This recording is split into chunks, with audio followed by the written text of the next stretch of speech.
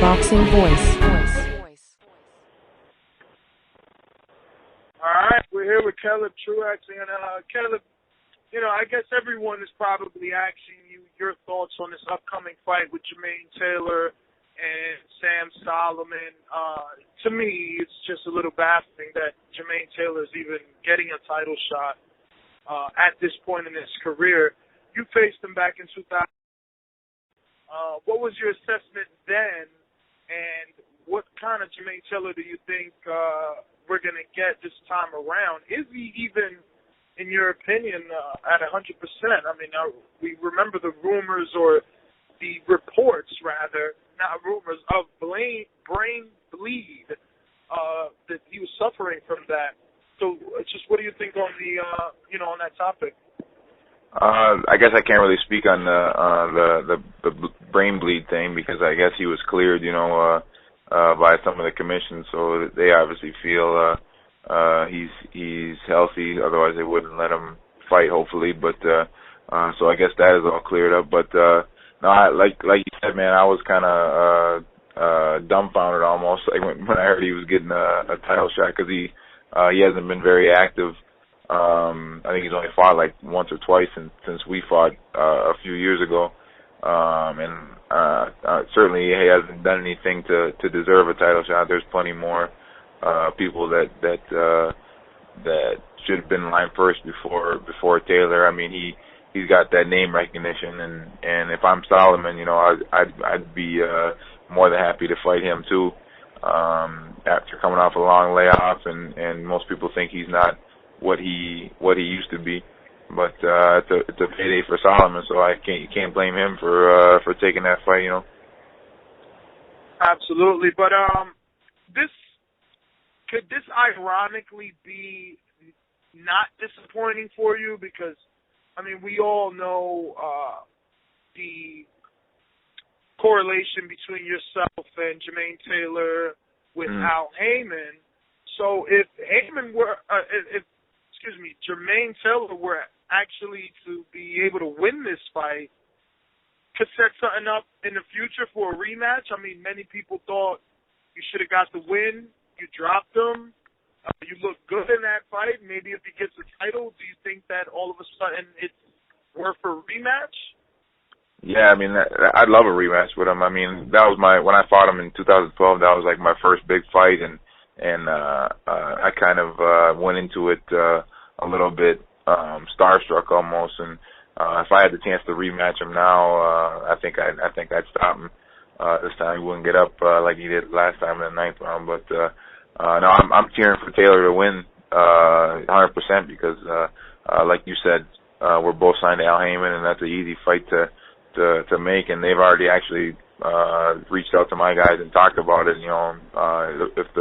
If the possibility arises that he does win, that's a fight that I definitely want, and kind of just to erase that blemish off my record, and even things out. So yeah, I'm hoping he wins, and I'm hoping I can get a rematch with him.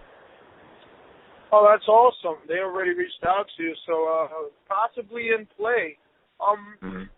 Now, how well do you think he does? I mean, Sam Soliman is a high-volume puncher, and at this point we can't really say much about Jermaine. Like you said earlier, the inactivity, he's been plagued with it, so it's kind of hard to assess where he's at this point in his career. But you being one of the notable names in the ring with him as of late, if Sam Soliman were to meet the version that you met in 2012, is he still likely to get the win, or does Jermaine Taylor experience with world-level opposition come into play and effectively give him the nod? I don't know. It's tough to say. Like you said, he hasn't been active, so it's tough to judge on what you think he's gonna look like in this upcoming fight. I know he's got a good jab. He's got a real good jab, and that's always gonna serve you well. But I don't think the most of Soliman. I think he's in real good shape, and like you said, he's a volume puncher, but I don't think he's super dangerous. He's not a big puncher, and I don't think super highly of him. So no, I think if there was a champion that Taylor was going to fight, Soliman's like the least riskiest dude that's out there for him to try to get a belt back. But if you had to ask me who I thought was going to win, I would say Soliman, just because he's been active and he's been he's pretty tough, and he's obviously he just beat Felix Sturm twice over in Germany. So if you had to ask me who I thought was going to win, I would say Soliman. Now, one of the most powerful advisors / managers in boxing. So, my question is, up until you actually signing with Heyman, you were a pretty active fighter. You fought a lot in your hometown. You were able to still get yourself on television. And the reason that I'm heading down this direction is because it's just to say that, especially this year, Heyman fighters are fighting only once or twice a year. Are you going to be comfortable with that if that's the route that you have to take as well? Well, actually, it's a good question that you bring that up, because one of the kind of like the concerns we had, my manager and my promoters, Warriors and Seconds Out, one of the concerns that we had was not being active enough, because I want to be as active as possible and fight 3 or 4 times a year instead of 1 or 2, and like you said, Heyman's guys haven't been so active because he's got so many guys and only so many TV dates to put them on. But the good thing about the position that I'm in is I sell tickets here in Minneapolis, so they said that Heyman said that he would be perfectly fine with my promoter just throwing, even if it's just a stay busy fight or a tune-up fight. I can sell out a place here in Minneapolis and always stay busy, no matter if I'm getting TV dates with big fights that Heyman's setting up or just just a tune-up fight here in Minneapolis. So that's one advantage that I have. My promoters have done a good job of building a good base here at home for me, so I always have that option. Now, a lot of people criticize me for, I guess, mentioning his name so much, but I just feel that he has such a direct tie into boxing. His hands in so many of the pots that have to do with boxing. It's kind of hard not to talk about him. But, now that you're with him, have you thought back, like, what was it that he saw in you that made him reach out? I guess now that you bring it up, I haven't really thought back. I know I've been on TV a few times and had a few good wins, and I think he has a lot of the middleweights that are like Peter Quillen and Danny Jacobs and Jermaine Taylor, Fernando Guerrero.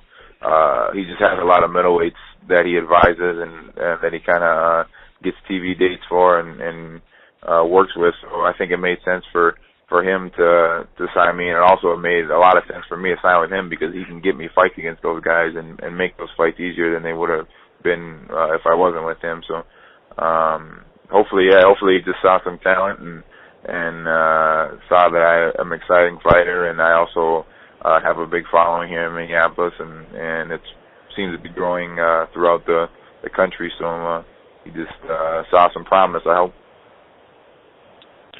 Now, I guess my final question, don't want to take up too much of your time, but like you mentioned, you're in a great position. You're a ticket seller. You're in the right division.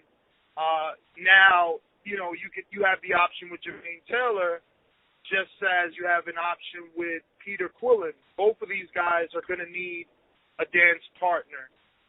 Quillen probably, more than Jermaine Taylor at this point, because Jermaine Taylor's a name.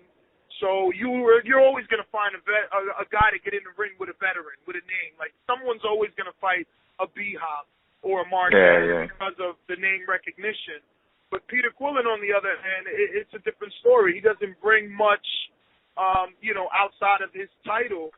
So if you had your choice, which you obviously do, being with who you're with, but, clearly it's his decision at the end of the day. But if you had your choice in a perfect world between the two, and it could be your next fight, which of the two would you take, and why do you, not only why do you pick them, but why do you feel you can beat them?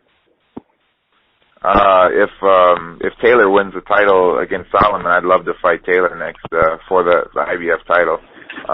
If not, I wouldn't have any problem at all stepping up and fighting Peter Quillen. I mean, he's a good champion. He's athletic and got a lot of power, but I feel like there's some defensive flaws that I could take advantage of, and I feel like my style is fit for beating him, and I just feel like it'd be a good matchup.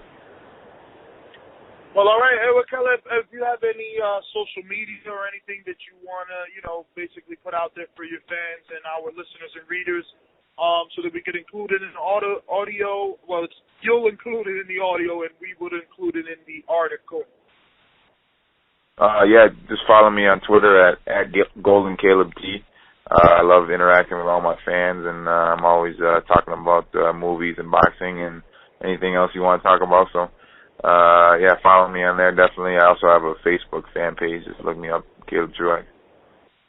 Oh, well, I hope you went and watched Guardians of the Galaxy. It's probably the best movie this year. I heard it's dope, man. I'm going to go check it out. I think it's probably this weekend. Yeah, I went last week. It was totally awesome. But thanks again for the time. The Boxing Boys appreciate you, and we hope to stay updated with your career. All right, brother. Appreciate it, man. The Boxing Voice.